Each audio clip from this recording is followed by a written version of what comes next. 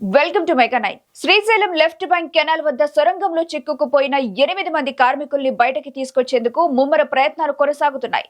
ఇప్పటికే కార్మికుల్ని రక్షించేందుకు వివిధ మార్గాల్లో ప్రయత్నాలు చేస్తున్న అధికారులు తాజాగా రాట్ హోల్ మైనర్స్ ను రంగంలోకి దింపారు. దీంతో పురోగతి లభించవచ్చని అంచనా వేస్తున్నారు. దీనికి కారణం గతంలో ఉత్తరాఖండ్ సొరంగంలో 41 మంది కార్మికుల్ని రక్షించిన రికార్డ్ వీరికి ఉండటమే. 2 ఏళ్ల క్రితం ఉత్తరాఖండ్ లోని సిల్కియారా సొరంగంలో 41 మంది కార్మికులు ఇలాగే చిక్కుకుపోయారు. దీంతో వీరిని రక్షించేందుకు కేంద్ర రాష్ట్ర ప్రభుత్వాలు తీవ్ర ప్రయత్నాలు చేశాయి. 17 రోజుల పాటు సుదీర్ఘంగా ఆపరేషన్ సాగింది. అయినా వీరిని బయటకి తీసుకురాలేకపోయారు.